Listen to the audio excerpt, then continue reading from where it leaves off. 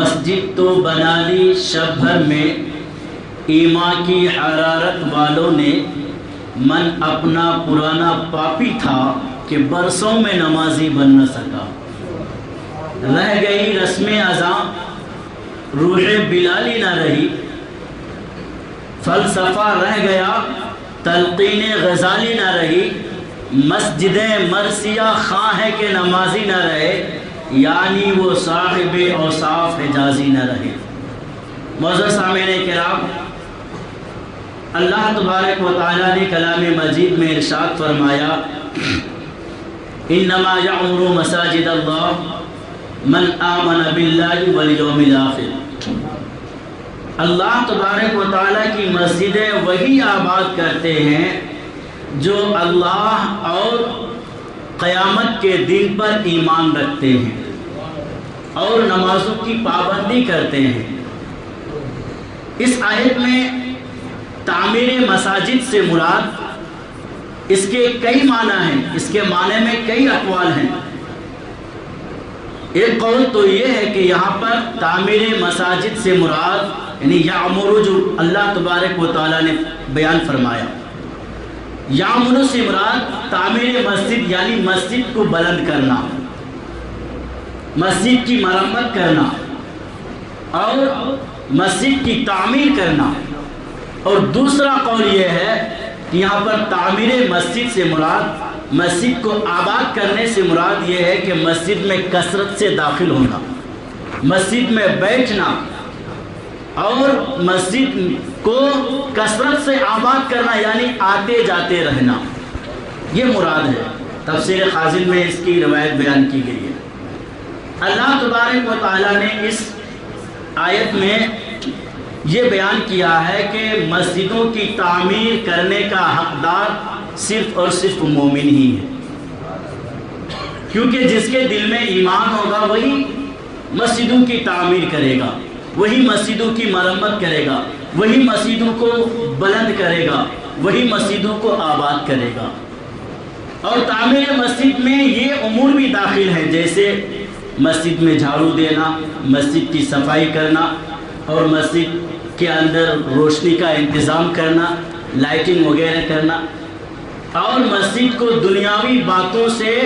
اور ان چیزوں سے پاک و صاف رکھنا جو کہ مسجد جس کے لیے نہیں بنائی گئی ہے۔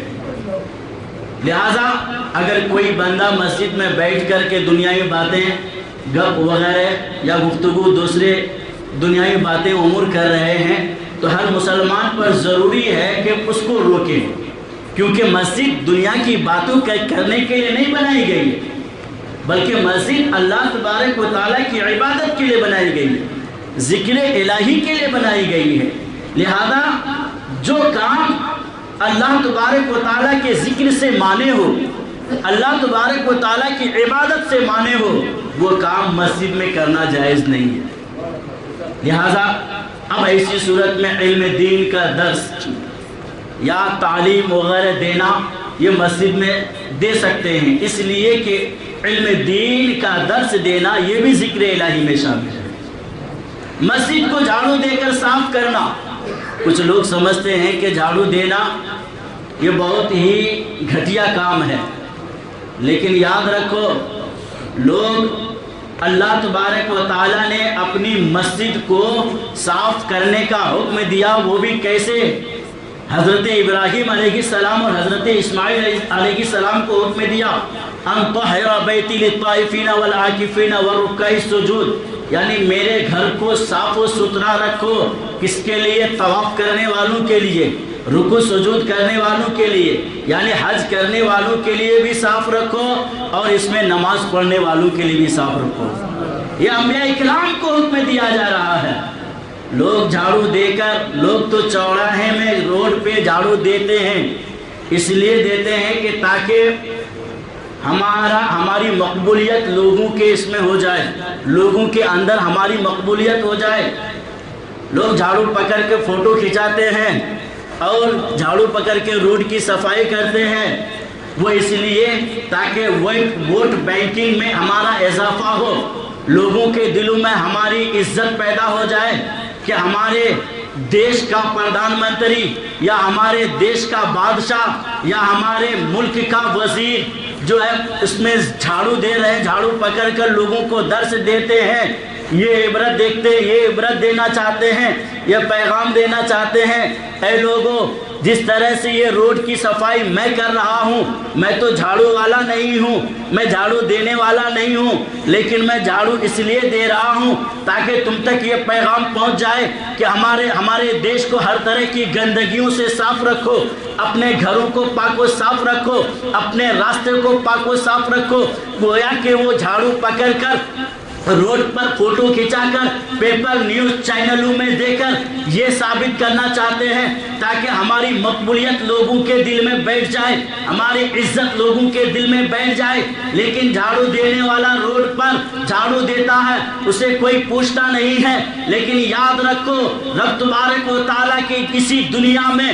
ایک گھر ایسا گھر ہے کہ اگر جو اس گھر کی صفائی کرے گا، اگرچہ لوگوں کی نظر میں اس کی عزت بڑھے یا نہ بڑھے، اگرچہ دنیا دار کی نظر میں اس کی عزت بڑھے یا نہ بڑھے، لیکن رب تبارک و تعالیٰ فرماتا ہے انطہرا بیتی، یعنی میرے گھر کو صاف کرو۔ گویا کہ مسجد میں جس نے جھاڑو لگائی، مسجد کو جس نے پاک و صاف کیا، رب تبارک و تعالیٰ اس کی عزت کو دنیا میں بھی بڑھا دے گا، آخرت میں بھی بڑھا دے گا۔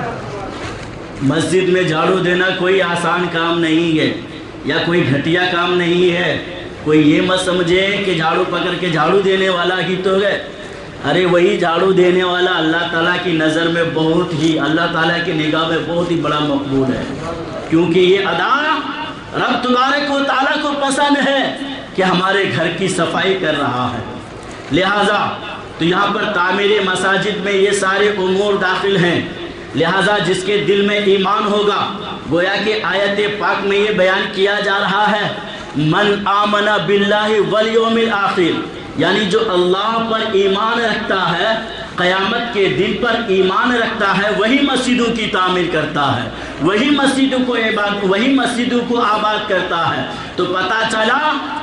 کہ جس کے دل میں ایمان کی روشنی ہوگی، جس کا دل نور الہی سے جگمگا رہا ہوگا، جس کا دل تجلی الہی کا مخزن بنا ہوگا، جس کے ہونٹوں پر نام خدا کا ذکر ہوگا، جس کے ہونٹوں پر نعت رسول کی صدائیں ہوگی، جو قرآن کی تلاوت کرنے والا ہوگا، جو متقی ہوگا، جو پرہیزگار ہوگا، جس کے دل میں ایمان کی روشنی جگمگا رہے گی، وہی مسجد کو آباد کرے گا، وہی مسجد کی تعمیر کرے گا، وہ دنیا میں خدا کے گھر کو آباد کرے گا، رب تبارک و تعالیٰ جنت میں اس کے گھر کو آباد فرمائے گا۔ روئے زمین کی تمام مسجدوں میں سب سے پہلی مسجد، یعنی پورے روئے زمین کی مسجدوں میں پہلی مسجد وہ مسجد حرام ہے، خانہ کعبہ ہے، جس کی تعمیر حضرت سیدنا ابراہیم علیہ السلام اور ان کی مدد فرمانے والے حضرت اسماعیل علیہ السلام، دو نبیوں نے وہاں پر اس کی تعمیر فرمائی۔ اس کے بعد دنیا کی دوسری مسجد مسجد اقصی ہے، جس کی تعمیر مشہور قول کے مطابق حضرت سیدنا سلیمان علیہ السلام نے فرمائی۔ اس کے بعد اسلامی تاریخ کی سب سے پہلی مسجد مسجد قباء ہے۔ آپ کو یہ بات تاریخ کے ہسٹری میں سے کچھ معلومات کر لیں کہ سب سے پہلی مسجد اسلامی تاریخ میں کون سی بنائی گئی، یعنی میرے نبی کریم صلی اللہ تعالیٰ علیہ وسلم کی تشریف آوری کے بعد جو مسجد کی تعمیر کی گئی وہ کون سی مسجد ہے؟ سب سے پہلی مسجد وہ مسجد قباء ہے۔ جب میرے آقا علیہ السلام مکہ شریف سے ہجرت کر کے مدینہ تشریف لے جا رہے تھے تو راستے میں ایک بستی جو مدینہ شریف سے تقریباً 3.5 کلومیٹر دوری پر واقع ہے، جس کا نام قباء ہے، اسی قباء بستی میں نبی کریم صلی اللہ تعالیٰ علیہ وسلم نے قیام فرمایا۔ ایک روایت کے مطابق 14 دن یا کچھ اس سے کم یا زیادہ نبی کریم صلی اللہ تعالیٰ علیہ وسلم نے اسی دوران صحابہ کرام کی مدد سے ایک مسجد کی بنیاد رکھی جو مسجد قباء کے نام سے مشہور ہوئی۔ یہ مسجد قباء ہے جس کی فضیلت کا یہ عالم ہے کہ جو بندہ اگر وہاں پر 2 رکعت نماز پڑھے گا، اللہ تبارک و تعالیٰ اسے ایک عمرے کا ثواب عطا فرمائے گا۔ 2 رکعت نماز وہاں پر پڑھنے والا 1 عمرے کا ثواب حاصل کر لے گا۔ یہ مسجد قباء ہے۔ مسجد قباء کے بعد نبی کریم صلی اللہ تعالیٰ علیہ وسلم اونٹنی پر سوار ہوئے، پھر اونٹنی پر سوار ہو کر صحابہ کرام کی جھرمٹ میں آگے بڑھے۔ آگے بڑھنے کے بعد جب مدینہ شریف تشریف لے کر کے آئے تو آپ کی اونٹنی وہاں پر بیٹھی، اس جگہ جا کر کے بیٹھی جہاں بعض مسلمان پہلے ہی سے نماز پڑھ رہے تھے۔ نبی کریم صلی اللہ تعالیٰ علیہ وسلم کی اونٹنی بیٹھی، حضور صلی اللہ تعالیٰ علیہ وسلم نیچے تشریف لائے اور عرض کرنے لگی یہ ہماری آخری منزل ہے، یہی ہماری منزل ہے۔ حضور صلی اللہ تعالیٰ علیہ وسلم تشریف لانے کے بعد پھر فرمایا یہ جگہ کس کے نام پر ہے، یہ زمین کس کی ہے؟ تو نبی کریم صلی اللہ تعالیٰ علیہ وسلم سے صحابہ کرام نے ارشاد فرمایا یا رسول اللہ صلی اللہ تعالیٰ علیہ وسلم یہ زمین 2 چھوٹے بچے حضرت سہل اور سہیل کی ہے، جو یتیم ہیں، حضرت اسعد ابن زرارہ کے زیر کفالت میں ہیں۔ آقا کریم صلی اللہ تعالیٰ علیہ وسلم نے انہیں طلب فرمایا، بلاؤ ان کو۔ نبی کریم صلی اللہ تعالیٰ علیہ وسلم کی بارگاہ میں وہ دونوں بچے لائے گئے۔ میرے آقا علیہ السلام نے ارشاد فرمایا اے سہل اور سہیل اس زمین کو میرے حوالے کر دو اور من خرید و فروخت کے بارے میں گفتگو فرمائی۔ تو وہ دونوں بچے کے جواب پر قربان جاؤ مسلمانوں، وہ دونوں بچوں نے ارشاد فرمایا یا رسول اللہ آپ مل گئے، ساری کائنات مل گئی، ہمیں زمین کی ضرورت نہیں ہے، اس زمین کو ہم قیمت کے بدلے میں نہیں بلکہ آپ کو نذرانے کے طور پر دے دیتے ہیں۔ اللہ اکبر، قربان جاؤ مسلمانوں ان کے ایمان کی پختگی پر، ان کے جذبہ ایمان کو سلام کرو، کیونکہ ان کے پاس انہوں نے جائیداد کی فکر نہ کی، انہوں نے اپنے زمین کی فکر نہ کی، انہوں نے اپنے زندگی کے بارے میں نہ سوچا۔ حالانکہ باپ کا سایہ سر سے اٹھ چکا ہے، ماں کا سایہ سر سے اٹھ چکا ہے، خود ہی وہ کھانے کو محتاج ہے، خود ہی وہ دوسرے کے پاس جا کر کھاتے ہیں، حضرت اسد ابن زرارہ کی زیر کفالت میں ہیں، لیکن انہیں جانتے تھے کہ یہ زمین اگر آقا کے حوالے کر دیے، اللہ کی مسجد بنانے کے لیے اگر دے دی ہم نے تو رب تبارک و تعالی جنت میں اس سے بہترین زمین عطا فرمائے گا۔ مسلمانوں آج آپ سے ہم زمین کا سوال نہیں کرتے ہیں کہ آپ زمین دے دو مسجد کے نام پر، یا 1-2 لاکھ روپے دے دو مسجد کے نام پر، یا کروڑوں روپے دے دو مسجد کے نام پر، لیکن اتنا تو ضرور ہے کہ اگر انہوں نے مسجد نبوی کی بنیاد ڈالنے میں انہوں نے زمین دینے کے لیے تیار تھے، یہ اور بات ہے کہ میرے آقا علیہ السلام نے اس کو قیمت دے کر کے خریدا اور اس کی قیمت اس کے رقم ادا فرمائے حضرت سیدنا ابو بکر صدیق رضی اللہ تعالیٰ عنہ نے، لیکن ان کے جذبے پر تو قربان جاؤ مسلمانوں۔ اللہ تبارک و تعالیٰ نے آپ کو اگر بہت ساری زمینیں دی ہے، وہاں پر اگر مسجد کی ضرورت ہے تو یقیناً آپ وہاں پر مسجد کی تعمیر کرو، لیکن اگر محلے میں ایک مسجد بن گئی ہے تو دوسرے بنانے کی ضرورت نہیں ہے، اس لیے کہ لوگ ڈیوائیڈ ہو جائیں گے۔ مسجد تو اس لیے بنائی جاتی ہے تاکہ لوگ اس میں جماعت قائم کریں، لوگوں کی تعداد ہو، ایک امام کے پیچھے اتنے مقتدی ہوں، اسلام کی شان و شوکت بڑھے۔ ورنہ اگر ہر جگہ اگر یہ پرمیشن دے دیا جائے کہ سب لوگ اپنے اپنے گھروں میں مسجد بنا لو تو کوئی دوسری مسجد میں نہ آئے گا، نہ تو جماعت کی تعداد میں اضافہ ہوگا۔ جماعت کا مطلب یہی ہے کہ جتنے زیادہ لوگ نماز پڑھیں گے ان میں سے ایک کی اگر قبول ہو گئی تو ان کے صدقے میں سارے لوگوں کی نماز رب کی بارگاہ میں قبول ہو جائے گی۔ 2-4 مسجدیں بنانے کی ضرورت نہیں ہے، ایک ہی مسجد آپ کے لیے کافی ہے۔ ہاں اس کو وسعت کرو، اس کو زیادہ سے زیادہ بڑی کرو، پھیلاؤ۔